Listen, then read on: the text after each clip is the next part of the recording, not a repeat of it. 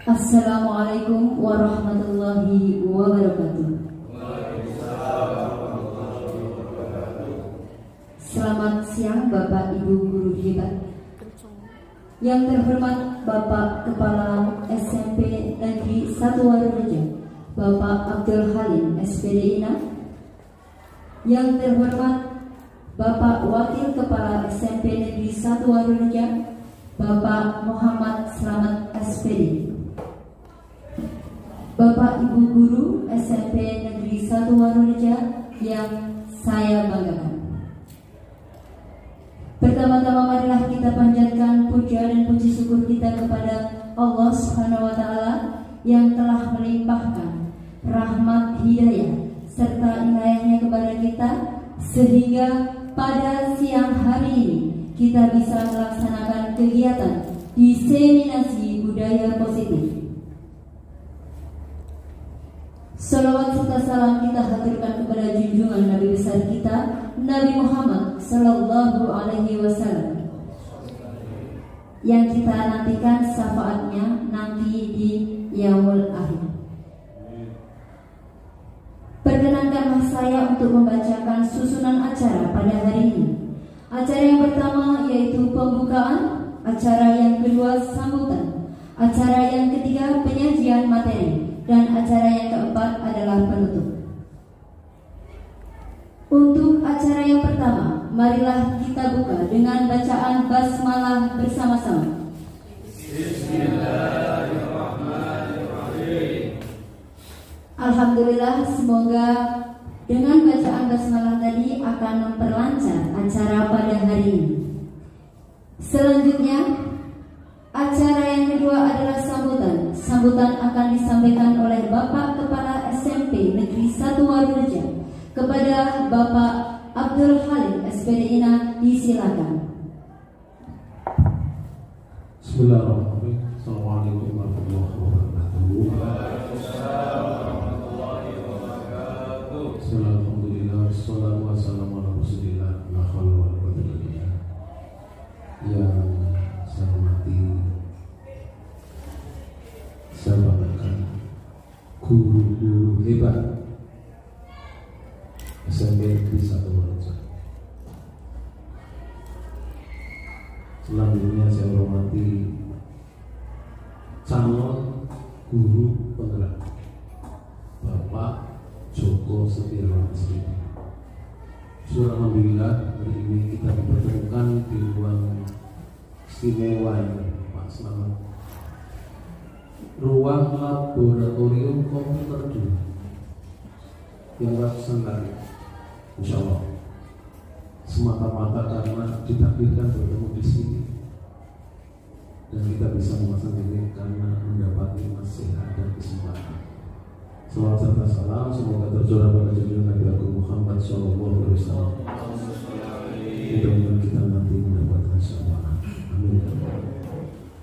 Bapak dan Ibu guru yang hebat, pertama saya mendengar CGP dari SMA Warureja ini, Pak Joko, sekaligus ada pendampingan dari pengajar praktik Pak Slamet Riyadi dari SMA 1 Keramat.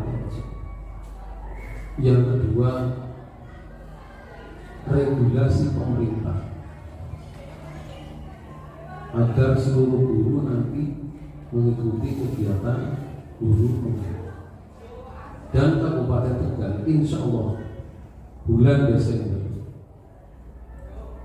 akan mengangkat 3 orang pengawas sekolah dan 4 kepala sekolah dari guru penggerak.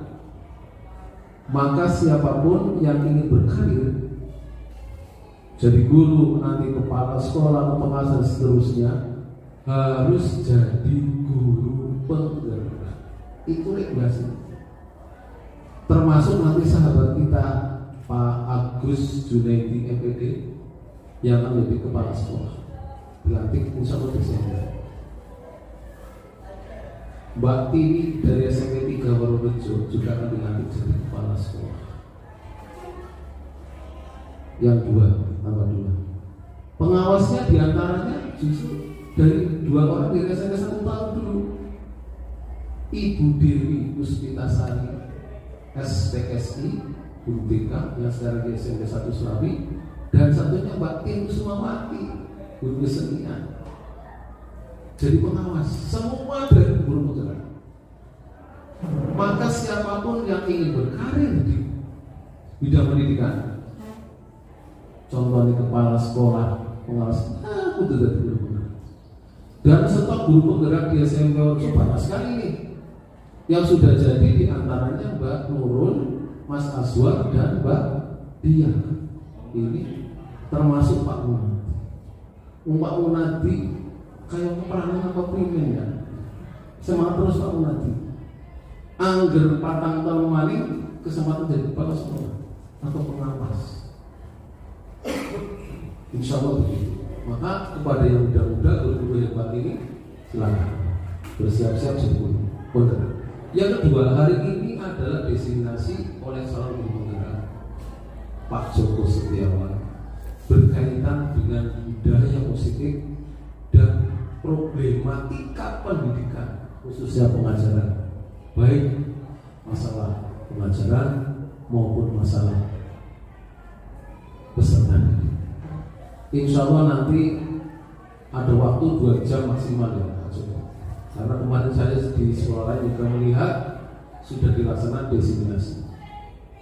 Bahkan kalau ada komunikasi yang kedepannya lebih baik, bisa jadi anak-anak bisa diulangkan lebih awal atau belajar di rumah kalau memang diperlukan banyak guru yang ikut designasi. Ajar gimana stok ini misalnya lebih dari itu. Kan begitu. Karena ini hal sangat penting. Kata atau istilah budaya positif dalam dunia pendidikan, khususnya di lingkungan sekolah. Kira-kira Bapak Ibu guru hebat sudah bisa menebak, bisa mengira-ngira kira-kira apa saja yang dinilai positif dalam dunia pendidikan. Tentu filosofinya kepada Ki Hajar Dewantara, Ingaso Suntulodo, Ingmati Mamukaso, Utuli Handayani. Asa, asih, asu. Pasti. Dulu ada kode etik guru, yang mana setiap guru harus membaca satu persatu dan dihafalkan, dihayati, dilaksanakan. Mungkin zamannya sudah berbeda, regulasinya sudah berbeda. Oleh karena itu nanti Pak Joko, budaya positif yang baik dalam dunia pendidikan, apalagi di sekolah ini, tolong dijelaskan, jelaskan. Ada diskusi, ada tanya jawab, lebih ke arah sharing lah. Sharing ya, Pak Joko yang betul ya, sharing karena yang hadir di sini ada yang muda, ada yang setengah muda, ada yang senior. Saya tidak mengatakan tua Pak Joko, ini senior. Banyak yang punya pengalaman. Yang kedua, problematika pendidikan dengan peserta didik. Jujur saja, sekolah kita masih ada perundungan kepada siswa, terutama antar peserta didik.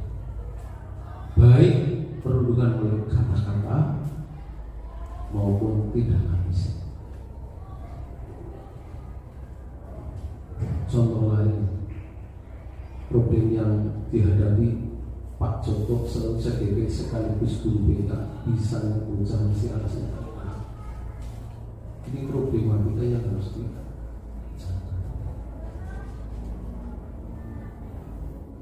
Yang berikutnya contohnya, jangan sampai setelah kegiatan ini Pak Joko ada jam atau kelas kosong. Memang saya sedang mencari solusi. Bisakah ketika ada guru izin, guru penggantinya menemui di kelas?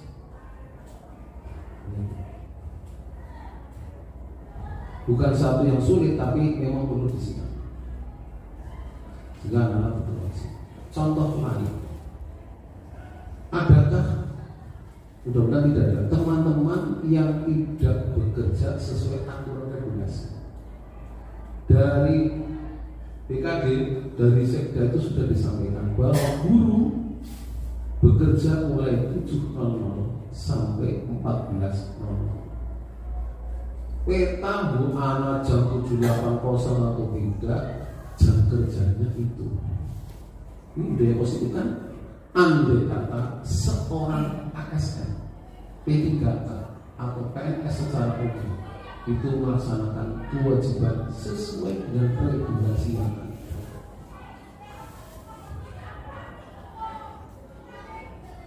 Yang terakhir, bahwa guru hebat dalam mengajar itu memanfaatkan dulu ada alat tambang sehingga suara dinggo, adanya bagaimana memanfaatkan teknologi informasi,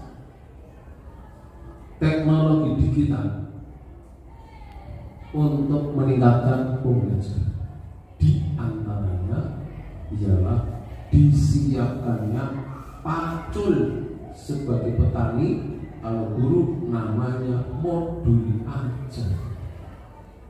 Oleh karena itu budaya-budaya positif yang nanti akan didiseminasi oleh Pak Joko, saya berharap tidak hanya disampaikan dari Pak Joko, tapi harus ada evaluasi. Mungkin apa namanya ya, refleksi atau hal-hal lain yang kira-kira dari peserta yang hadir hari ini sudah memahami, melaksanakan apa yang ingin disampaikan Pak Joko. Andai kata Warujo punya guru CGP, orang sakit diwiris separuh, kira-kira 25 orang bebas sekali sekolah. Oleh karena itu, apabila semakin banyak CGP berkualitas di SMA Warujo, saya yakin sebagai manusia pasti ingin berkarya sebagai pasti ingin berkarya. Kalau tak paling di guru baik berarti tidak punya cita-cita. Setidaknya karirnya guru ya jadi kepala sekolah, karirnya guru kepala sekolah ya jadi pengawas. Bahkan kalau dulu pengawas dari kepala sekolah, sekarang boleh langsung diuji dari guru penggerak. Oleh karena itu, ucapkan selamat mengikuti kegiatan diseminasi CGP Pak Joko Setiawan. Hal-hal positif yang diberikan contoh sharing pada hari ini mungkin juga bisa dilaksanakan teman-teman yang belum CGP. Dan saya berharap ke depannya si daftar CGP dipakai. Yang berisi nom-nom di Mas Adi, Mas Irham, Pak Harun juga. Oh, Pak Harun sudah mencoba ya, Pak Harun nanti terus sampai Pak Wil ya. Pak Nova kayak bingung nyoba jago berhenti Pak. Katanya mau melamar gadis berubah. Jadi kayak pikiran aslinya bingung. Tapi jangan bingung Mas, karena CGP harus berikan praktis, ekonomis dan apa namanya saksi-saksi di jalan Indonesia. Selamat bekerja, selamat diseminasi, dan nanti saya mohon Pak Joko setidaknya ada abstraksi kepada kepala sekolah. Apa harapan untuk pelaksanaan ini? Cukup nendong maka bagikan, PDM-nya ada atau harus ada. Jadi ada catatan. Sehingga nanti apabila saya berharap yang kesini adalah guru penggerak, yang SM1 adalah guru penggerak. Kepala sekolah penggerak hanya duduk, tapi harapan saya kepala sekolahnya dari karena ini sekolah besar, insya Allah yang ada di sini yang sudah punya pengalaman. Selamat mengikuti destinasi. Sekali lagi, selamat untuk mengikuti bagaimana calon guru penggerak bekerja, yang sudah jadi guru penggerak memberikan masukan-masukan yang bermanfaat sehingga kegiatan ini betul-betul bermanfaat bagi SMP 1. Saya kira Assalamualaikum warahmatullahi wabarakatuh. Waalaikumsalam warahmatullahi wabarakatuh. Terima kasih kami sampaikan kepada Bapak Kepala SMP Negeri 1 Warureja, Bapak Abdul Halim SPDI. Beliau mengatakan bahwasanya menerapkan filosofi Ki Hajar Dewantoro itu akan membuat kita mengajar dengan berpihak kepada murid, kemudian mewujudkan karakter sesuai dengan profil pelajar Pancasila, serta memanfaatkan teknologi digital pada zaman sekarang. Untuk selanjutnya adalah penyajian materi yang akan disampaikan oleh Bapak Joko Setiawan. Apa budaya positif tersebut dan bagaimana penerapannya? Kita saksikan pemaparan dari Bapak Joko Setiawan SPD. Kepada Bapak Joko, disilakan.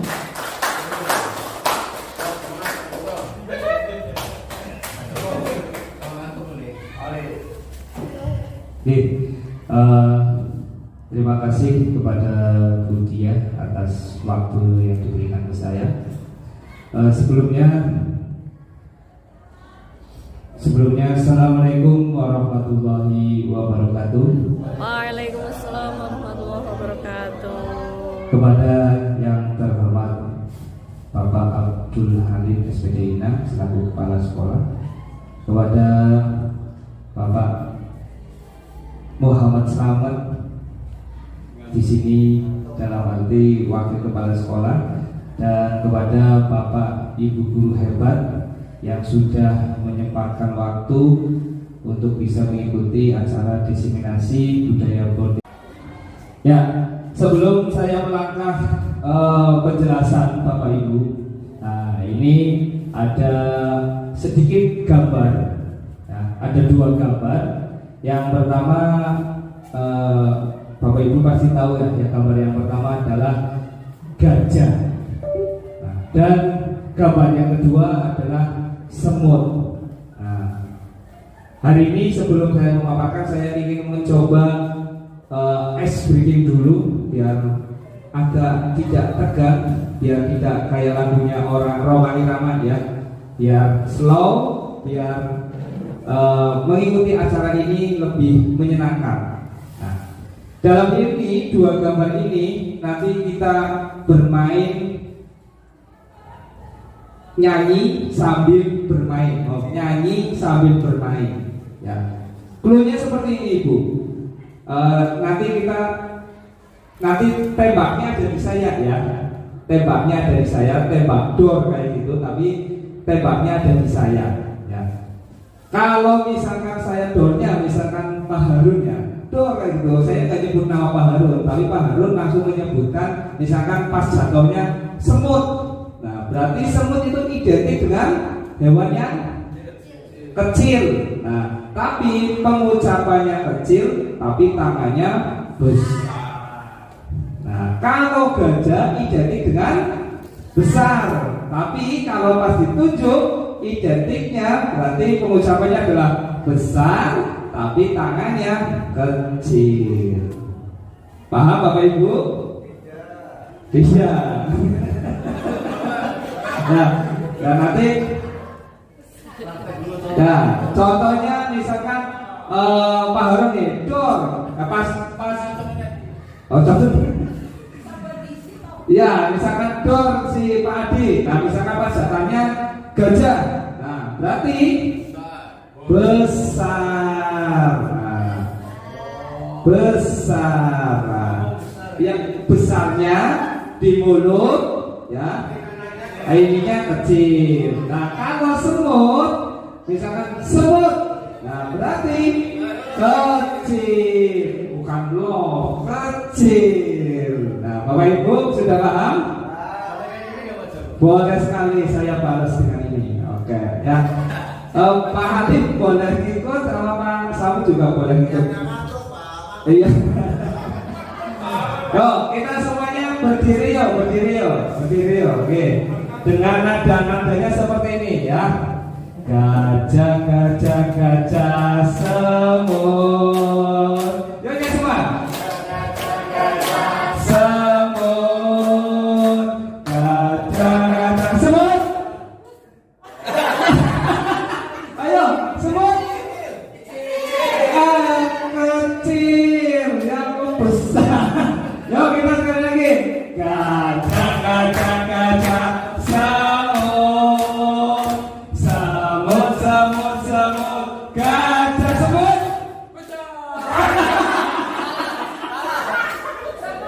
Kecil loh, bukan kecil. Besar, kecil ya, kecil ya. Coba yuk, coba sekali lagi. Gajah, gajah, gajah, semut, semut, semut, semut, gajah, gajah maling.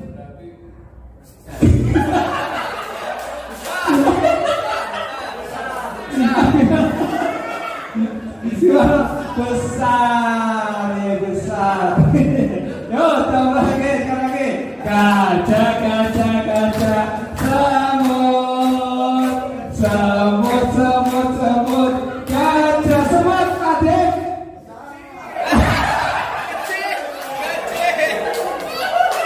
Kecil, semut kecil, kecil, ya kecil tapi tangannya besar ya, masih bingung ya. Coba lagi.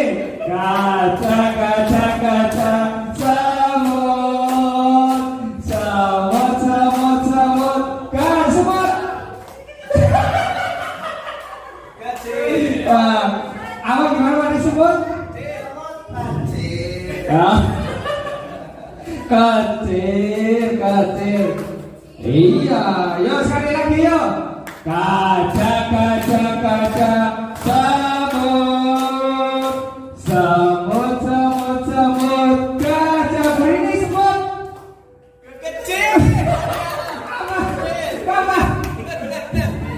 Semut. Kecil. Ya, tepuk tangan dulu ya, silakan duduk kembali. Terima kasih Bapak Ibu sudah bermain dengan saya ya tentang ya cukup lumayan sekali ya, lumayan menguras pikiran dan tenaga, tapi alhamdulillah semuanya gembira ya. Pada dasarnya kita harus bergembira terlebih dahulu.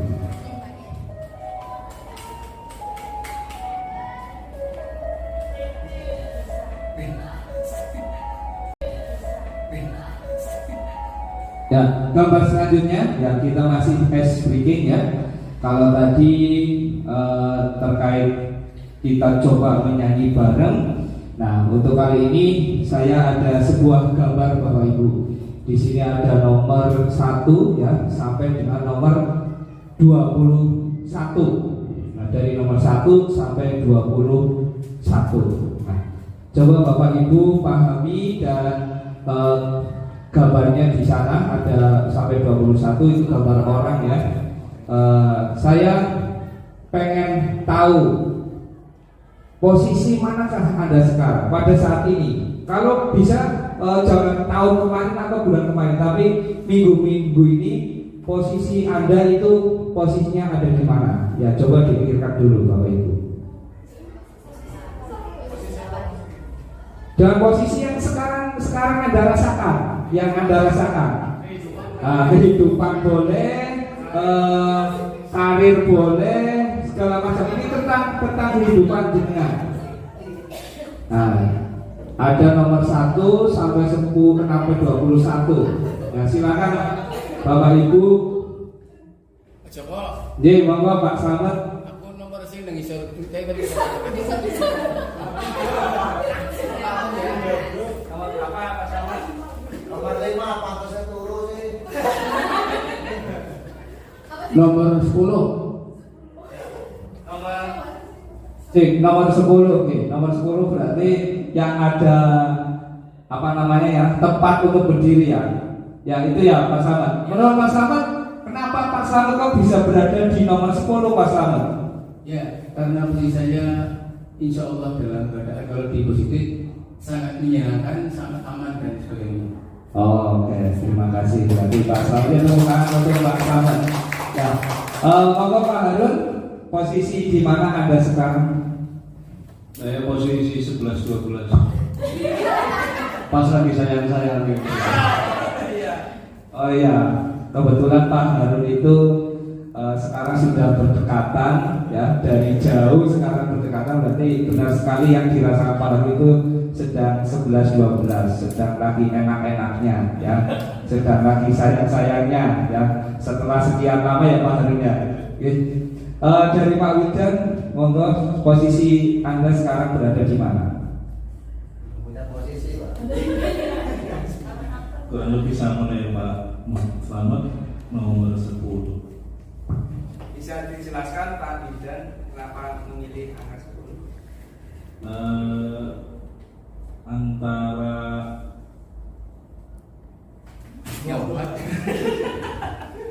saya merasa kayak sudah sedikit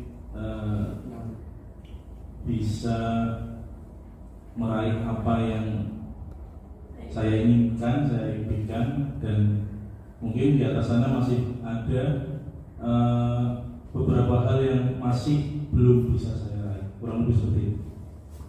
Terima kasih untuk Pak Wildan yang telah memilih 10. Berikutnya dari Bu Mariatun, posisi di manakah Anda sekarang? Nggak kelihatan. Tinggal tipe yang Maju. Ya monggo, maju. Nggak kelihatan. Sini nggak boleh kelihatan. Ini Nomor berapa Bu Mariatun? ini nomor berapa Pak Joko yang boleh? Nomor 10 ya. Nomor 10. Iya. Nomor 10. biar benar ini sih. Posisinya itu lagi enak ya. Iya kan ya. Berdiri bisa berpijak di kakinya sendiri. Kemudian lagi menikmati kehidupan yang enjoy, tidak ada gangguan dari manapun. Kemudian bisa berdiri dengan tegak, walaupun nyender, bersender pada anak-anak saya tercinta. Semoga mereka pada sukses. Terima kasih. Amin. Sangat disukai. Moga Pak Halim, posisi Pak Halim sekarang ada di nomor berapa Pak Halim? Moga. Terima kasih. Kalau menurut psikologi itu mestinya pohonnya kurang akar, Mas. Gambarnya kurang akar. Harusnya ada akar. Jadi kita tahu persis manusia dari posisi yang paling dasar. Kadang saya penasaran dengan orang yang paling atas itu nomor berapa itu? 20. Saya yakin mereka tidak takut karena ada tantangan. CGP harus begitu. Kita tidak ada di zona nyaman sebenarnya. Jadi orang yang paling tinggi mungkin sebenarnya punya cita-cita yang tinggi dan mungkin berbahaya kondisinya, tetapi dia menyadari bahwa dirinya memang ingin ada di luar zona nyaman. Kan begitu. Andai kata tadi ada akarnya, artinya meskipun dia posisi paling tinggi dan paling berbahaya, mungkin menurut saya kalau gambaran saya di ujung-ujung dahan itu ada tawon atau ular berbisa. Tapi dia paling tinggi karena mau mengambil resiko apapun, mau keluar dari zona nyaman. Inilah tantangan ke depan. Tidak harus di zona nyaman. Yang begitu ya. Terima kasih. Hanya masukan saja ini. Aturun, monggo. Oke, kita berikan untuk Pak Halim. Ya, memang benar sekali yang diterangkan Pak Halim ini adalah salah satu gambar psikologi ya. Ini adalah untuk mendeteksi bagaimana keadaan seseorang. Ya, kalau dengan pernah ke dokter, ya ini biasanya ditunjukkan gambar seperti ini. Dokter psikoterapi, ya nanti biasanya apa namanya? Ya terapi ini, terapi apa? Pikiran itu ya. Disodorkan gambar seperti ini karena biasanya orang itu cenderung ada yang dipendiam dan banyak sekali pola pikir anak atau pola pikir kita, makanya sering di dokter dilihatkan gambar seperti ini dan mencoba untuk mengilustrasikan apa yang gambar yang mereka pilih. Dan yang terakhir saya pengen mendengar dari Ibu Iis. Ini pada-padanya Mas Bro. Terima kasih sebelumnya. Ini kalau dilihat dari gambarnya, saya memilih sama mungkin dengan Pak M Sahabat, yang mana di situ ada tumpuan untuk berpijak, berdiri sendiri, tetapi di situ terlihat seperti Bu Mariatun tadi katakan menyender sedikit, itu artinya bahwa kita itu ternyata tidak bisa berdiri tegak secara langsung, tetapi masih membutuhkan tempat untuk istilahnya seperti apa ya, bantuan orang lain. Jadi tidak berdiri seperti yang di ujung paling atas seperti itu. Terima kasih. Ya, terima kasih. Kita berikan aplaus dulu untuk Bapak Ibu guru hebat pada hari ini. Ya, alhamdulillah tidak ada yang memilih nomor 14 ya Bapak Ibu. Tidak ada ya. Nomor 14 itu jatuh. Yang mau jatuh melayang itu alhamdulillah ya. Kalau saya pribadi itu sama dengan Pak Slamet ya. Ada di nomor 10 karena saya sedang berpijak setelah setia dari modul dari CGP ini ya, dari modul 1 dan ini baru masuk ke modul 2 dan ya sedang istilahnya menghela nafas sebelum ada tantangan berikutnya ya, seperti ke 16 dan sampai menuju ke 20 yang dikatakan Pak Halim itu, yaitu sebelum meraih ke angka 20 kita harus berusaha dulu dengan tantangan-tantangan yang ada, kurang lebih seperti itu. Terima kasih untuk tanggapannya. Nah, Beliau benar betul sekali Mas Slamet, khusus buat Pak Slamet benar sekali. Ya, langsung saja. Yang pertama saya coba memaparkan tentang budaya positif. Nah, budaya positif di sini, Bapak Ibu, budaya positif di sini ini adalah nilai-nilai atau kebiasaan-kebiasaan di sekolah yang berpihak pada murid agar mereka dapat berkembang menjadi pribadi yang kritis, penuh hormat, tanggung jawab, serta akan menciptakan pribadi yang berkualitas dan berkarakter baik sesuai dengan profil pelajar Pancasila. Nah, pada dasarnya Bapak Ibu, di sini adalah budaya positif, ini adalah nilai-nilai atau kebiasaan-kebiasaan. Nah, kebiasaan-kebiasaan seperti apa Bapak Ibu? Yaitu kebiasaan baik.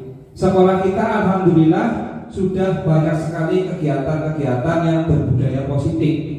Contohnya sederhana sekali Bapak Ibu, yaitu setiap pagi penyambutan siswa pas berangkat itu adalah merupakan budaya positif yang luar biasa sekali. Terus yang kedua, sesuai dengan agenda sekolah juga bahwa setiap Jumat kita membaca tadarus Al-Quran dan kegiatan-kegiatan yang lain seperti kebersihan ya, terus juga kegiatan keagamaan itu juga termasuk budaya positif. Dan alhamdulillah sekolah kita sudah melakukan kegiatan positif, kegiatan budaya positif tersebut, kurang lebih seperti itu. Nah, dari budaya positif tersebut, nah ini berkaitan dengan profil pelajar Pancasila. Nah, profil pelajar Pancasila di sini ada beberapa ya, yang kita tahu, yaitu yang pertama adalah beriman bertakwa kepada Tuhan Yang Maha Esa, berkebinekaan global, bergotong royong, kreatif, bernalar kritis, dan mandiri. Di sini juga beberapa contoh kegiatan budaya positif juga kita sudah diterapkan sesuai dengan profil pelajar Pancasila atau kurikulum pelajar Pancasila yang kita saat ini lakukan di SMP 1 Hurufja. Contoh sederhana ya itu tadi, beriman bertakwa kepada Tuhan Yang Maha Esa. Itu yang kita tahu sekali bahwa kegiatan tersebut, contohnya tadi membaca Al-Quran, tadarus, dan kegiatan-kegiatan lainnya. Sholat jamaah juga sami. Terus bergotong royong. Nah, bergotong royong di sini budaya positifnya menurut Bapak Ibu apa? Yang sering kita lakukan di sekolah. Nah, kebersihan. Apalagi kita kalau misalkan ada lomba ya, kita kan biasanya sekolah kita mengadakan lomba kalau ada acara 17-an. Nah, dari situlah kita menerapkan ke anak yaitu tentang pendidikan bergotong royong, yaitu guyub rukun dalam membangun atau dalam menghias kelas, seperti itu Bapak Ibu. Dan juga ada kreatif. Nah, ini juga siswa kita budaya kreatif juga sering ya, apalagi Bapak Ibu guru kesenian ya, itu juga bisa agar ya ya ikut ambil alih dalam kegiatan budaya positif. Next, Budian. Nah, makna disiplin positif. Nah, kata disiplin yaitu sering dikaitkan dengan tata tertib yang teratur dan kepatuhan pada aturan. Dan kata disiplin sering dihubungkan dengan hukuman. Nah, padahal itu sungguh-sungguh berbeda, karena belajar dengan disiplin kita harus tidak harus memberi hukuman. Nah, ini adalah PR kita Bapak Ibu. Nah, PR kita bahwa pada dasarnya itu pendidikan itu sifatnya bukan menghukum ya. Jadi gini, dalam Ki Hajar Dewantara ya, Bapak Pendidikan Indonesia kita, itu ada ilustrasinya Bapak Ibu. Ilustrasinya bagaimana? Bapak Ki Hajar Dewantara itu mengilustrasikan bahwa kita adalah seorang petani. Nah, bagaimana petani itu dari menanam, ya, memupuk, merawat, dan ngasih air yang cukup dan lain-lain, itu gunanya apa? Agar padi itu tumbuh dengan subur dan menghasilkan padi yang baik dengan kualitas baik. Nah, ilustrasinya seperti itu. Dan kita sebagai guru adalah ilustrasinya adalah Bapak petani itu. Jadi padi itu kita Ki Hajar Dewantara, murid itu diilustrasikan oleh padi atau bibit itu, nah, bibit padi. Jadi bagaimana kita mengasuh mulai dari nol ya sampai mereka menghasilkan bibit yang berkualitas atau mereka menjadi murid yang berkualitas, itu bagaimana. Dan tujuan kita juga bukan istilahnya kalau petani kan istilahnya apa ya, dicot-cot sukete apa tidak ya, apa diboboti apa tidak, tapi hanya merawat dan menuntun. Nah, inilah tugas kita sebagai guru pada dasarnya adalah hanya menuntun. Menuntunnya bagaimana? Menuntun ke arah yang lebih baik. Jadi bukan menuntut ya. Nah, ini yang sering kita mendengar bahwa guru itu menuntut, tapi pada dasarnya adalah guru itu hanya menuntun. Itu yang diterapkan oleh Ki Hajar Dewantara, Bapak Pendidikan Nasional kita. Lanjutnya Budian. Nah, konsep disiplin dengan pendekatan restitusi. Nah, di sini ada tabel Bapak Ibu, monggo bisa silakan dibaca. Nah, ini ada hukuman, nah, dan ini juga ada sanksi atau konsekuensi, dan juga ada restitusi. Nah, hukuman di sini biasanya itu sesuatu yang menyakitkan yang harus terjadi. Nah, terus tidak nyaman untuk murid, anak untuk jangka waktu panjang. Terus korban dalam arti di sini adalah murid, korban mendapatkan keadilan. Keadilan, kamu harus ini, kamu harus itu. Nah, sifat hukumnya seperti itu. Terus perilaku menjadi pasif dan agresif meningkat. Nah, ini yang kita sering lihat Bapak Ibu peserta didik kita. Perilaku pasif, ya, dalam arti pasif dalam arti apa? Kegiatan sekolah dan belajar di kelas, tapi dia agresifnya meningkat dalam hal-hal yang negatif. Nah, itulah kategori yang berasal dari hukuman tersebut.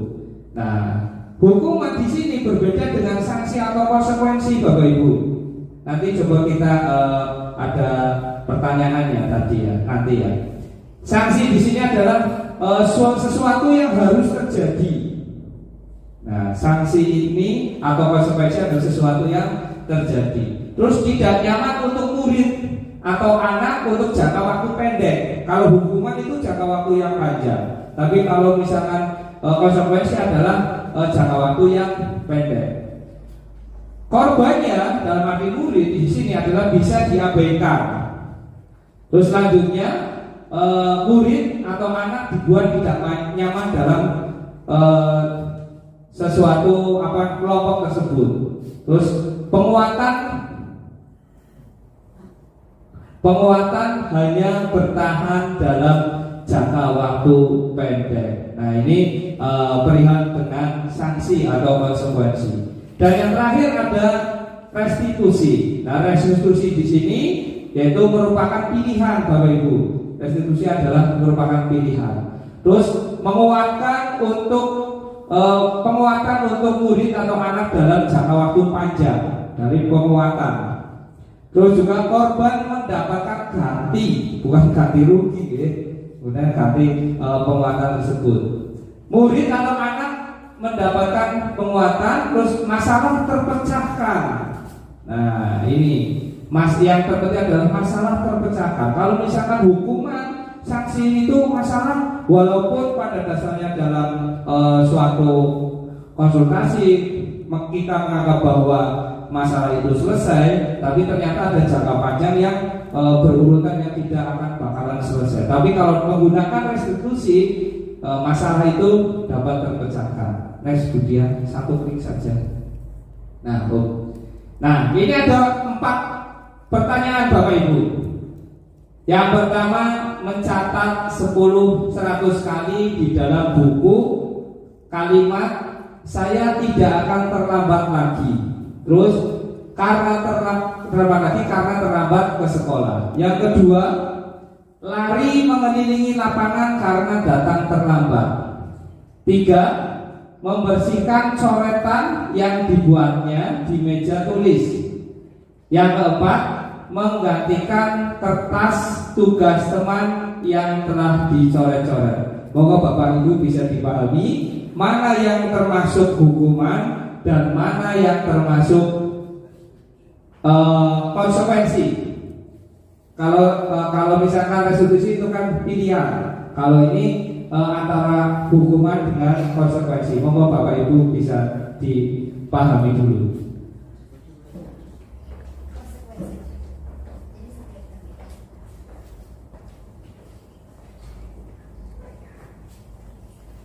Sudah Bapak Ibu? Nah, coba yang pertama mencatat 100 kali. Menurut Bapak Ibu apa? Ini merupakan konsekuensi atau hukuman? Hukuman. Konsekuensi atau hukuman? Nah, coba diklik dia jawabannya. Nah, konsekuensi. Nah, kenapa di sini? Nah, karena ada yang tahu?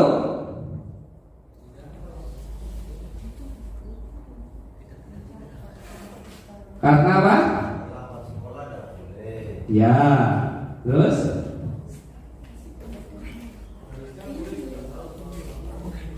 Nah, itu, nah, ya, itu pada dasarnya itu ya. Jadi dalam tata tertib itu, dalam tata tertib kita sudah melakukan keyakinan kelas, yaitu keyakinan sekolah ya. Dalam hal di sini adalah tata tertib. Makanya siswa ini masuknya ke dalam kategori konsekuensi ya. Terus yang kedua yaitu lari mengelilingi lapangan karena datang terlambat. Menurut Bapak Ibu apa? Nah, coba Bapak Ibu dia. Nah, betul sekali hukuman. Kenapa berbeda? Pertanyaan, loh kan sama-sama terlambat. Loh ini kok tidak terlambat? Nah, ini identik dengan yang namanya guru olahraga. Nah, guru olahraga biasanya ya anak itu biasanya datang terlambat. Nah, sebagai hukumannya adalah lari mengelilingi lapangan. Nah, berbeda dengan sekolah, karena sekolah itu sudah membuat yang namanya keyakinan kelas atau keyakinan sekolah. Makanya dikatakan yang di atas adalah sanksi atau konsekuensi. Nah, kalau di bawahnya ini adalah biasanya dalam hal pelajaran. Nah, pelajaran datang terlambat langsung ismana laju link apa? Nah, itu adalah hukuman. Yang ketiga, membersihkan coretan yang dibuatnya di atas di meja tertulis. Apa? Apa bunyinya jawabannya? Sanksi atau konsekuensi. Nah, ini ya. Terus yang keempat yaitu menggantikan kertas tugas teman yang telah dicoret-coret. Apa, Bapak Ibu? Ya, coba ya, benar sekali. Nah, itu adalah sanksi apa saja. Plus untuk Bapak Ibu yang sudah menjawab luar biasa sekali. Selanjutnya next Budia. Nah, ini adalah yang tadi saya katakan keyakinan kelas atau keyakinan sekolah ya. Jadi keyakinan di sini, keyakinan kelas adalah sesuatu yang diyakini bersama yang berasal dari penyatuan pikiran untuk menjadi nilai-nilai kebaikan untuk diturunkan di kelas. Nah, kalau yang saya lihat itu seperti yang ada di kelas 8C, yaitu ada banyak sekali kesepakatan kelas. Biasanya istilahnya berbeda-beda, ada yang kesepakatan kelas, ada keyakinan kelas, ada tata tertib kelas. Nah, tapi pada dasarnya di sini yang kami belajar adalah keyakinan kelas, yaitu sesuatu yang diyakini bersama yang berasal dari penyatuan pemikiran untuk menjadi nilai-nilai kebaikan untuk diturunkan di kelas. Contohnya apa, Bapak Ibu? Yang Bapak Ibu tahu? Contoh sederhana keyakinan kelas. Contoh sederhana misalkan datang terlambat masuk kelas itu menyapu kelas itu bisa. Denda 5.000 juga bisa. Kalau kita guru PJK awal itu sudah membuat kesepakatan. Jadi tata tertib dalam pembelajaran PJK, satu harus menggunakan seragam. Kedua, persiapan di lapangan itu maksimal 15 menit. Persiapan di lapangan itu maksimal 15 menit. Kemudian termasuk rambut, kuku dan sebagainya itu sesuai dengan ketentuan. Nah, apabila memang melanggar ya itu tadi sudah ada konsekuensinya, termasuk lari. Jadi itu tadi Pak Jokowi menyampaikan kalau berolahraga menghukum itu sebenarnya kita sudah ada kesepakatan itu, aturan rambu kita. Nah, termasuk lari itu kan aktivitas fisik ya. Jadi walaupun itu katakanlah tadi konsekuensi, tapi itu juga sangat mendukung dalam proses pembelajaran PJOK gitu. Terima kasih Pak Joko. Dalam monggo Pak Halim. Terima kasih Pak Joko. Berkaitan dengan hukuman, sanksi atau konsekuensi memang perlu ada. Dalam rekomendasi ini saya mohon wali kelas dengan ibu-ibu kita membuat kalau keyakinan seduren istilah itu menurut saya, maka dimanapun di klub ada, di tingkat nasional, di tingkat daerah itu ada kesepakatan kelas. Contoh, sepakat datang terlambat begini. 2, tidak keluar kelas secara bergerombol apabila tidak ada pilihan jelas. Yang melanggar aturan ini bertugas membersihkan kelas. Dua masing-masing. Sehingga apa? Di dalam kelas itu ada ADART semacam itu. Yang saya sebut kalau istilah maaf ya, keyakinan terlalu tinggi istilahnya. Kesepakatan. Mohon kalau bisa ke depan Pak Joko, CDP dengan kerjasama kita sampai yang panjenengan guru BK membuat kesepakatan. Saya sering menemui siswa jam pelajaran kosong sedang menikmati hidangan di kantin bareng-bareng. berarti belum ada sama. Terima kasih. Masih banyak contoh lain tapi itu contoh lagi. Oke, terima kasih Pak Alim, ya memang benar sekali ya. Kita menggunakannya keyakinan kelas dari istilah lain Bapak Ibu, istilah lain dari kesepakatan kelas, terus tata tertib kelas. Ya, kita ambil istilahnya yaitu istilah lain yaitu keyakinan kelas. Next, ya. Nah ini implementasinya ya, keyakinan kelas yaitu siswa kita coba untuk berdiskusi bersama atau berkolaborasi bersama dengan satu kelas serta didampingi oleh wali kelas. Kesepakatan kelas apa yang diperoleh? Nah, kalau di kelas saya sendiri karena banyak perempuan yang ya istilahnya beruang-uang, jadi apa-apa pasti 5.000, terlambat 5.000, 5.000 itu yang usulin semua cewek-cewek. Ya kalau yang laki-laki hanya diem saja, terus dia bisa setuju. Nah, kalau di 7D, 8D seperti itu. Terlambat 5.000, tidak baca tadarus 5.000, alfa berapa kali 5.000. Ya, tapi itu dipegang anak untuk uang kas. Itu contohnya seperti itu. Ya. Lanjutnya yaitu 5 kebutuhan dasar manusia. Pada dasarnya Bapak Ibu, kebutuhan dasar manusia itu ada 5 ya. Yang pertama yaitu ada kesenangan ya. Kedua ada penguasaan, kasih sayang dan rasa diterima, kebebasan, dan yang terakhir adalah bertahan hidup. Dan bertahan hidup. Nah ini ada 5 kebutuhan dasar manusia. Yang pertama yaitu bertahan hidup ya, atau survival ya.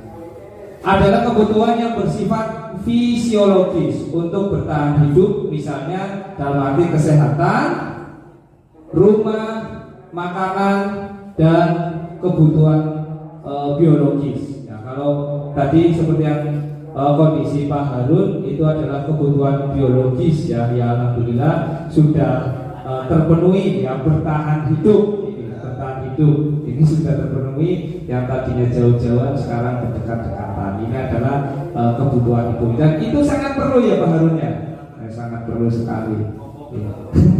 Yang kedua kemudian, nah yang kedua ada kasih sayang dan rasa diterima, kebutuhan untuk diterima, meliputi kebutuhan akan hubungan dan koneksi sosial, kebutuhan untuk memberi dan menerima kasih sayang, dan kebutuhan untuk merasa menjadi bagian dari suatu kelompok. Kebutuhan ini juga meliputi keinginan untuk tetap terhubung dengan orang lain, seperti teman, keluarga, pasangan hidup, teman kerja, binatang peliharaan, dan kelompok di mana kita bergabung. Nah, ini kebutuhan kasih sayang dan rasa diterima ini yang banyak sekali terjadi di anak didik kita Bapak Ibu.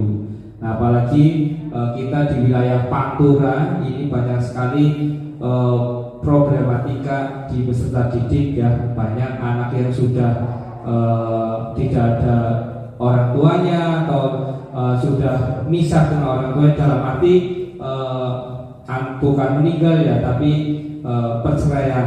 Nah, terus juga banyak ditinggal orang tua kerja keluar negeri. Inilah kondisi Pantura dan anak-anak kita juga butuh yang namanya kasih sayang dan rasa terima. Makanya sering sekali banyak di SMP kita ada anak yang pendiam, ada anak yang sebenarnya yang aktif dan yang suka usil itu bukan perilaku ini ya negatif ya Bapak Ibu, tapi terkadang ada juga dampak dari kasih sayang dan rasa terima yang kurang, baik dari temennya ataupun dari keluarganya. Makanya si anak itu mencoba memberontak dengan seperti itu, usil atau segala macamnya.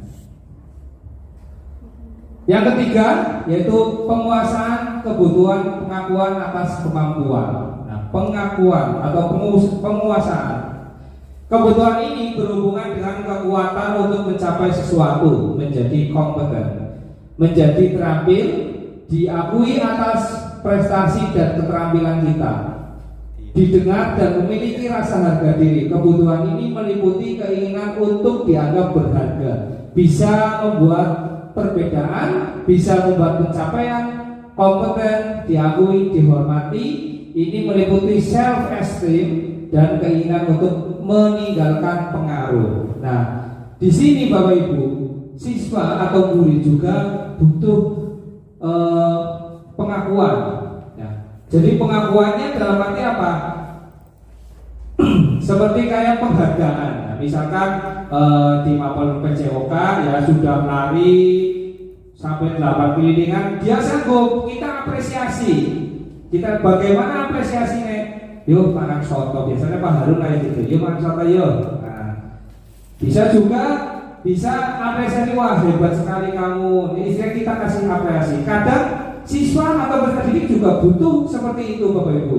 Tidak cuma sudah bisa melakukan, tapi gurunya cuma oh ya wis kayak laptop, ya wis kayak gitu. Ya jadi harusnya kita harus berusaha untuk memberikan yang namanya pengakuan murid itu, bahwa murid itu bisa, jadi biar tidak istilahnya kecewa murid itu. Selanjutnya adalah kebebasan atau kebutuhan akan pilihan. Kebutuhan untuk bebas adalah kebutuhan akan kemandirian ekonomi, memiliki pilihan dan mampu mengendalikan arah hidup seseorang. Anak-anak dengan kebutuhan kebebasan yang tinggi menginginkan pilihan.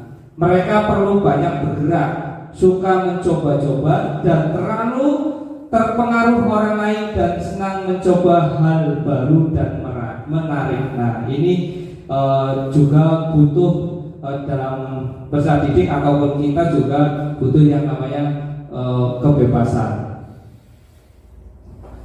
Yang terakhir ada kesenangan, kebutuhan untuk merasa senang, kebutuhan untuk mencari kesenangan, bermain, tertawa, bayangkan hidup tanpa kenikmatan apapun, betapa menyedihkan. Glasser, ya Glasser ini adalah tokoh ya.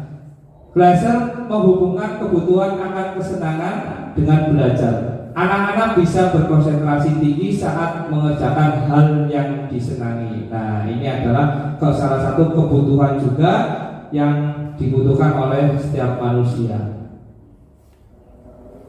Nah, selanjutnya yaitu ada posisi kontrol. Ya. Jangan salah ya Bapak Ibu ya. Nah, ini ada posisi kontrol.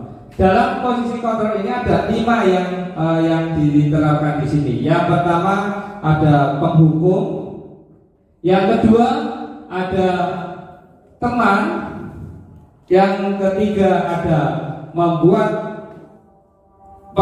merasa bersalah, yang ketiga ada manajer, dan yang terakhir ada pemantau. Nah, ini adalah posisi 5 kontrol. Nah, coba Bapak Ibu kita coba melihat tayangan berikut.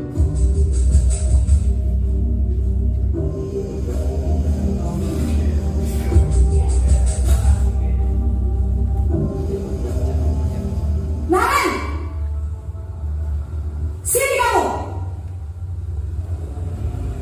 Selamat pagi Bu. Selalu terlambat. Kamu deh pasti terlambat. Maaf Bu, saya Apa?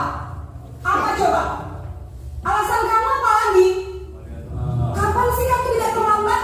Seperti Bu Mariatun ya. Malas sekali ya kamu jadi anak. Saya Dasar pemalas. Gak kapok-kapok sih kamu. Sudah berapa kali terlambat?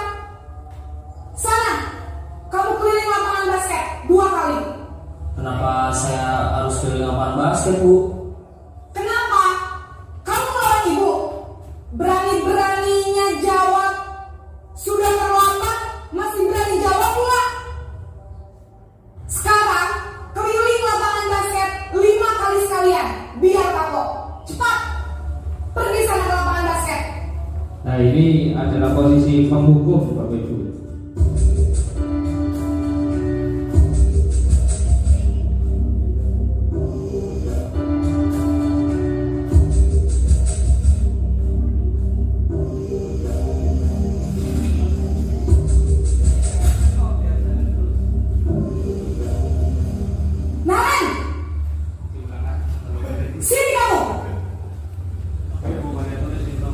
Selamat pagi Bu. Selalu terlambat. Kamu deh pasti terlambat. Maaf Bu, saya Apa? Apa coba? Alasan kamu apa lagi? Kapan sih kamu tidak terlambat? Malas sekali ya kamu jadi anak. saya Dasar pemalas. Gak kapok-kapok sih kamu. Sudah berapa kali terlambat? Sana, kamu keliling lapangan basket 2 kali. kenapa saya harus keliling lapangan basket Bu? Kenapa? Kamu melawan ibu. Berani-beraninya jawab. Sudah terlambat, masih berani jawab pula. Sekarang, keliling lapangan basket 5 kali sekalian. Biar kapok. Cepat. Pergi sana ke lapangan basket.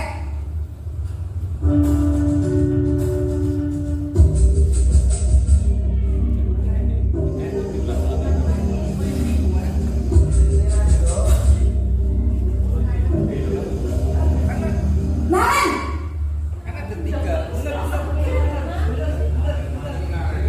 Selamat pagi Bu. Naren, kamu kenapa terlambat lagi, nak? Ya Tuhan, Naren, kamu senang ya bikin ibu susah ya? Cik, ini kasusnya sama Bapak Ibu, sama cuma berbeda ucapan. Disangka ibu tidak bisa membina kamu. Nah, berbeda. Duh, gimana ini? Maaf Bu, Duh, Gusti Naren, kamu suka ya kalau ibu tegur bapak kepala sekolah? Terus, sekarang ibu harus tulis apa ini di buku absen? Ini kamu sudah sering terlambat loh. Ibu harus apa coba? maaf Bu, maaf sekali. Ya sudah, lain kali jangan bikin ibu susah lagi ya nak ya. Ibu tidak akan kuat lagi kalau kamu begini terus. Bisa jantungan kalau ibu tegur bapak kepala sekolah. Sana cepat ke kelas. Nah, kalau ini adalah Maaf sekali. pembuat rasa bersalah kalau ini. Nah, ini posisi teman.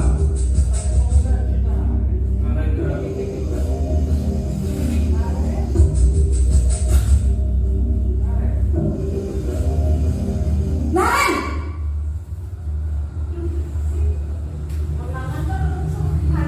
Selamat pagi Bu. Wah, sudah jam berapa ini nak? Terlambat lagi ya sayang. Iya Bu, habis ibu saya lupa bangunkan saya Bu. Kamu malah menyalahkan ibu kamu. Kamu bukannya anak yang larinya paling kencang. Kok terlambat sih? Iya Bu, saya memang terlambat bangun tadi. Jadi biarpun saya lari kencang, tetap gak kejar Bu. Ya sudah sana. Nanti lain kali larinya lebih kencang lagi ya. Biar gak terlambat lagi. Bikin seneng ibu. Demi ibu. Bisa kan? Bisa lah Bu. Ya sudah sana masuk kelas. Ibu beresin urusan absen kamu. Kamu ini ada tes saja. Nah, ini adalah posisi teman. Nah, yang terakhir adalah posisi yang terakhir. Ya, satu lagi pemantau. Kalau ini pemantau yang terakhir manajer.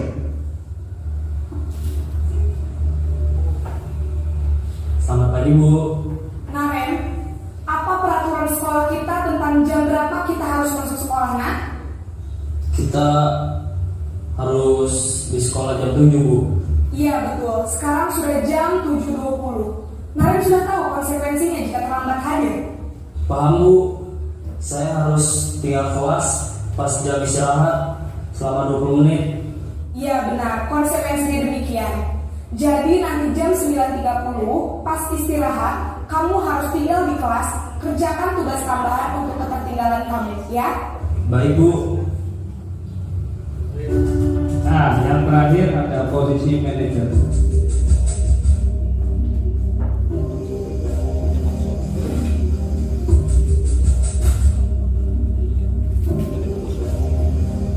Naren,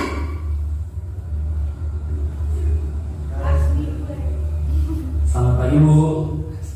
selamat pagi Naren. Maaf Bu, saya terlambat. Iya, sekolah masuknya jam 7, sekarang sudah jam 7.20.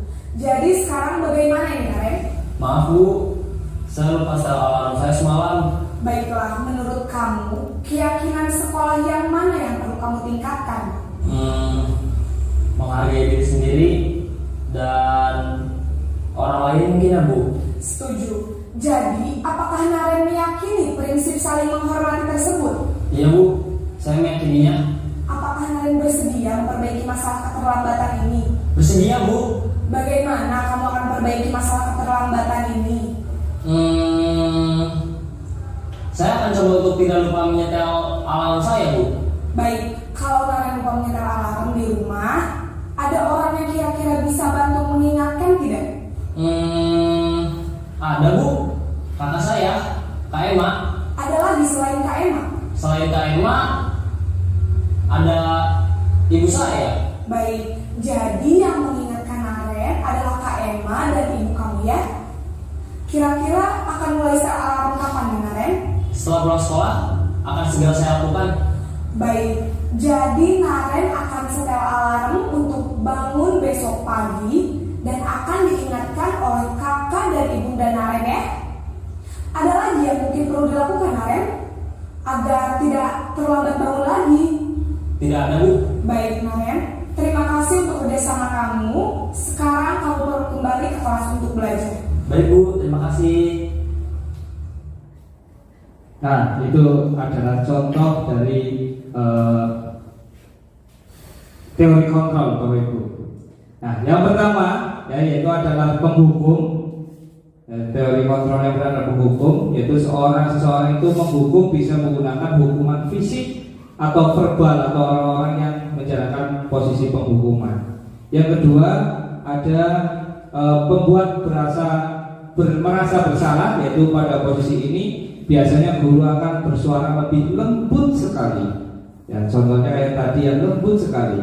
Yang ketiga yaitu ada teman, ya, guru pada posisi ini tidak akan menyakiti murid, namun akan tetap berupaya mengontrol murid melalui persuasi. Dan yang keempat, monitor atau pemantau. Nah, pemantau berarti mengawasi. Pada saat kita mengawasi, kita bertanggung jawab atas perilaku orang-orang yang kita awasi, dan posisi pemantau berdasarkan pada peraturan dan konsekuensinya.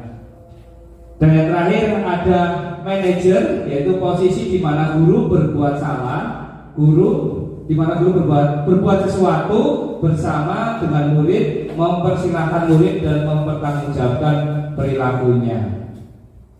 Nah, ini adalah tabelnya Bapak Ibu. Nah, bisa dilihat. Nah, selanjutnya Bu Dia. Nah, menurut Bapak Ibu, dari kasus yang tadi kemarin, teori yang pas yang diterapkan oleh guru itu teori yang mana? Mulai dari penghukum, terus merasa bersalah, pembuat rasa bersalah, terus ada manajerial, terus ada juga pemantau, ya, sebagai pemantau. Manajerial. Alasannya monggo Pak Harun. Kalau dari tayangan itu yang bagus ya, tapi kalau yang saya lakukan ya penghukum. Kalau manajeran tadi berarti mengetahui alasan siswa, alasan murid itu terlambat kenapa, dan solusinya bagaimana biar murid itu tidak terlambat ya, sehingga saling memahami dan ada tindak lanjut, ada pemecahan masalah agar anak itu tidak terlambat, dan dengan tulus, ikhlas dan anak itu dengan sadar akan memperbaiki kesalahannya. Gitu. Ya, terima kasih. Jadi mungkin itu perlu dicontoh. Iya. Nah, teman tangan sama Pak Harun. Ya, terima kasih Pak Harun. Ya, benar sekali Bapak Ibu. Yang tepat sekali yang dilakukan pada teori kontrol itu adalah yang manajerial, ya. Karena jadi teman kadang kita baik, ya, kita teman akrab, tapi kadang kurang, akhirnya berakibat antara guru dan murid itu tidak ada batasan, kayak teman biasa. Kadang guru pun bisa, anak pun bisa memanggil bos, mimin bos. Nah, kurang lebih itu. Pak mana di sini Pak, kami dari sini. Nah, akhirnya kecenderungan kurang sopan terhadap guru. Oke, gitu. Ya, materi selanjutnya ya, yaitu tentang segitiga restitusi. Ya, apa ini segitiga restitusi? Ya, segitiga restitusi ini adalah sebuah tahapan untuk memudahkan para guru dan orang tua dalam melakukan proses untuk menyiapkan anak untuk melakukan restitusi. Ya, yang pertama ada 3 macam. Ya, yang pertama adalah menstabilkan identitas. Yang kedua ada validasi tindakan yang salah. Yang ketiga yaitu menayangkan keyakinan. Nah, itu ada 3, namanya juga segitiga.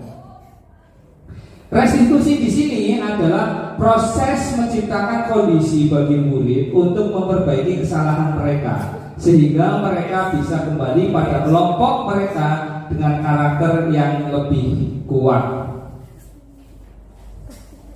Nah, yang pertama adalah menstabilkan identitas. Ya, ini adalah cara mengatakan kalimat-kalimatnya, Bapak Ibu.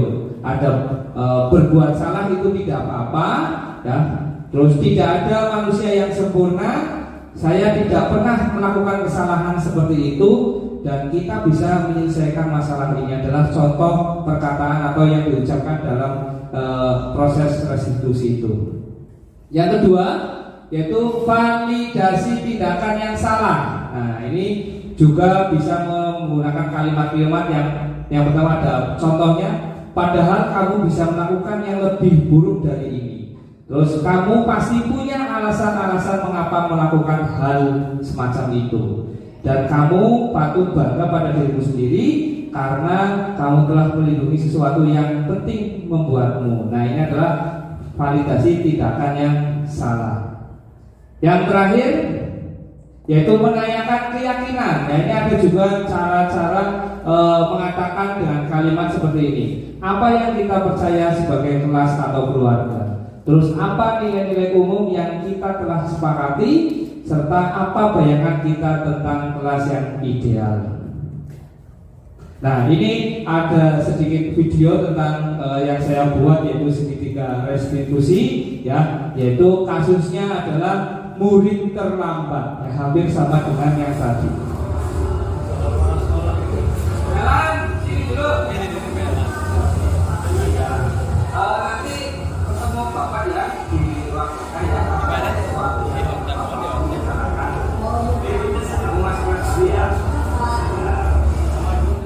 Selamat pagi Melan, apa kabar hari ini? Pagi Pak, alhamdulillah baik. Alhamdulillah. Tadi di depan Pak Guru lihat kamu itu berangkatnya keburu-buru sekali Melan. Kenapa kamu terlambat? Iya Pak, saya kesiangan. Soalnya tuh gimana sih mainin HP, terus mengira Pak. Oh, mainan HP. Memangnya kalau kamu mainan HP itu sampai jam berapa Melan? Sampai jam 11 malam Pak. Sampai malam berarti ya. Pak Guru juga kalau malam itu sering mainan HP Melan. Namun Pak Guru bisa mengatur waktu dan membagi waktu. Tujuannya apa? Tujuannya biar besoknya Pak Guru tidak terlalu kesiangan, apalagi sampai terlambat sekolah. Menurut kamu masih ingat nggak keyakinan kelas atau keyakinan sekolah yang kamu yakini? Iya Pak, yaitu disiplin dan tepat waktu. Terus? Dan saya tidak boleh pulang sekolah Pak. Ya, betul sekali. Lalu bagaimana solusinya ini? Saya tidak bisa main HP sekolah marah, jadi saya masuk alam Pak. Baik, Melan. Terus kamu akan mulai perubahan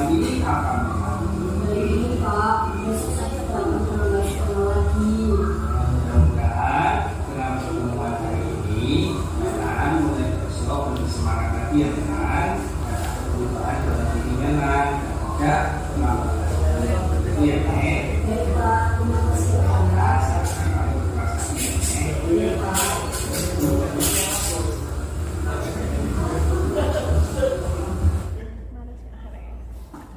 ya itu salah satu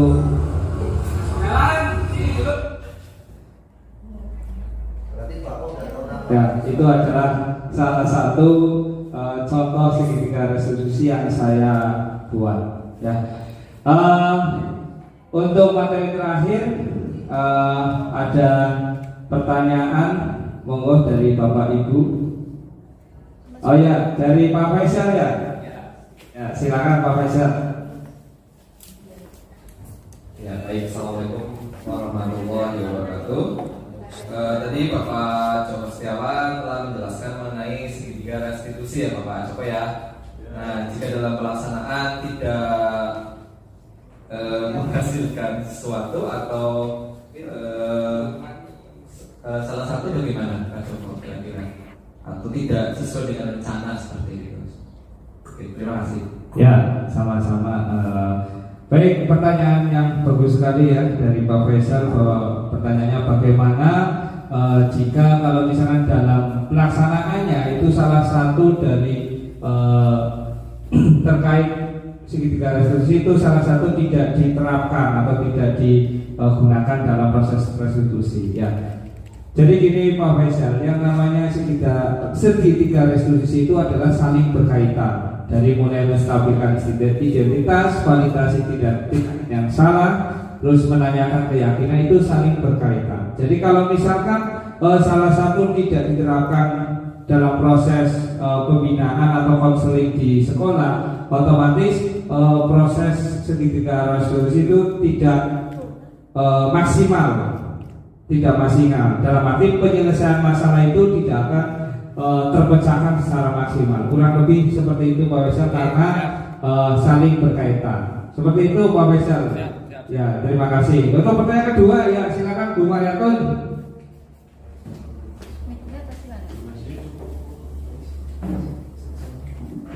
Terima kasih Pak Joko. Assalamualaikum warahmatullahi wabarakatuh.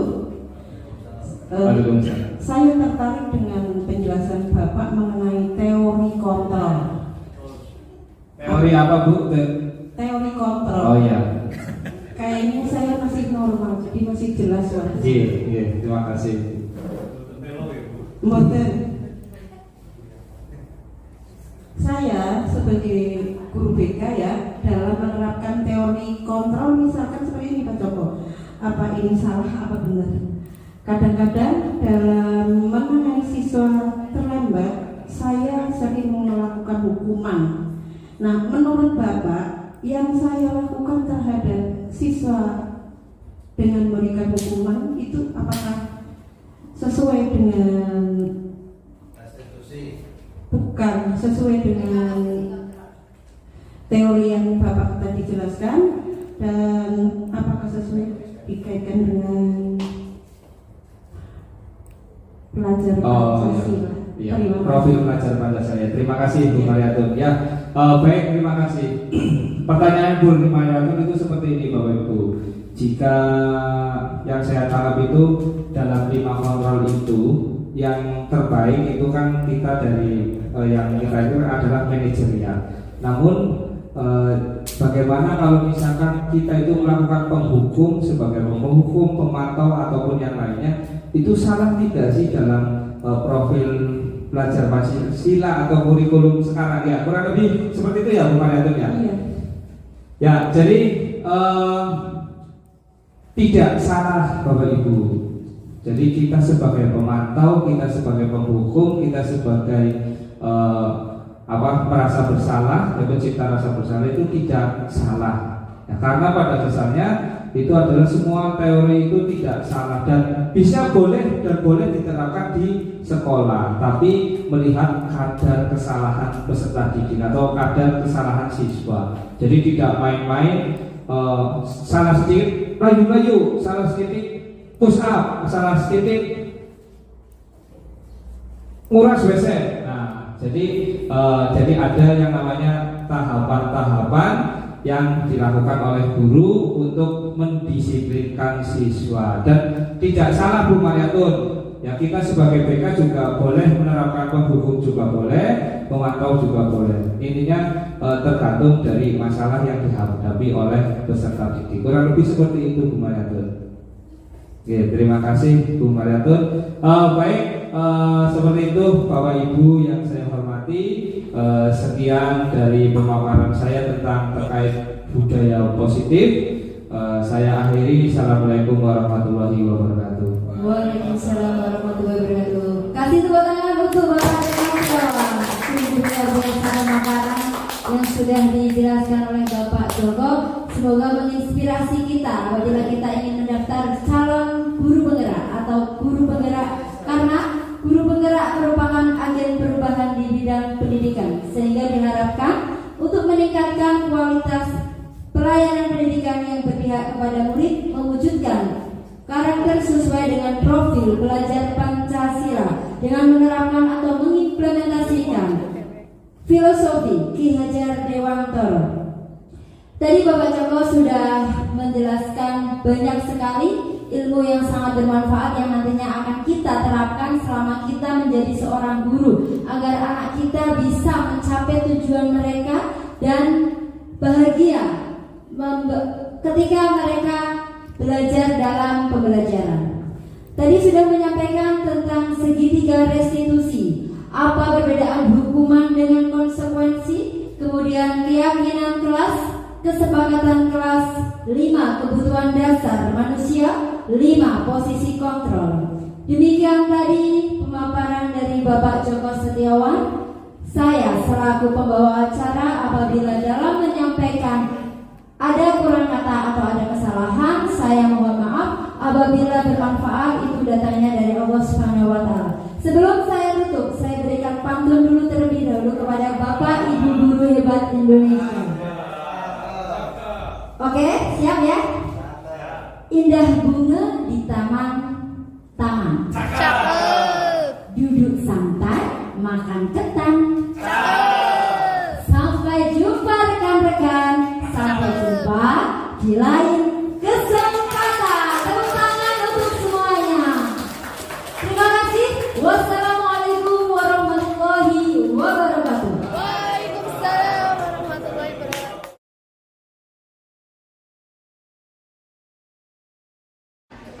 Assalamualaikum warahmatullahi wabarakatuh. Perkenalkan, saya Ibu Diah Rianawati. Saya adalah guru bahasa Jawa dari SMP Negeri 1 Warureja. Alhamdulillah kemarin saya sudah mengikuti acara diseminasi yang disampaikan oleh Bapak Joko. Luar biasa pemaparannya, beliau menyampaikan beberapa hal yang sangat bermanfaat bagi kita sebagai seorang pendidik. Yang pertama, salah satunya adalah posisi kontrol, kemudian 5 kebutuhan dasar, kemudian segitiga restitusi, dan banyak lagi tentang budaya positif termasuk kesepakatan kelas. Sukses selalu untuk Pak Joko. Terima kasih. Wassalamualaikum warahmatullahi wabarakatuh. Assalamualaikum warahmatullahi wabarakatuh. Nama saya Faisal Mutakin. Saya adalah guru dari SMP Negeri 1 Warureja. Setelah mengikuti kegiatan diseminasi budaya positif dari Bapak Joko Setiawan, saya jadi mengetahui perbedaan dari hukuman dan konsekuensi, serta apa itu segitiga restitusi. Kegiatannya sangat menarik, sangat bagus, dan sangat bermanfaat bagi saya. Terima kasih. Wassalamualaikum warahmatullahi wabarakatuh. Assalamualaikum warahmatullahi wabarakatuh. Perkenalkan, nama saya Raditya Ardinugroho. Dan saya Mailan Lydia Prajoko dari SMP Negeri 1 Warureja. Terima kasih kepada Pak Joko yang telah mengajak kami berdiskusi tentang perihal segitiga restitusi dan keyakinan kelas. Terima kasih dan sukses selalu Pak Joko Setiawan. Terima kasih. Wassalamualaikum warahmatullahi wabarakatuh.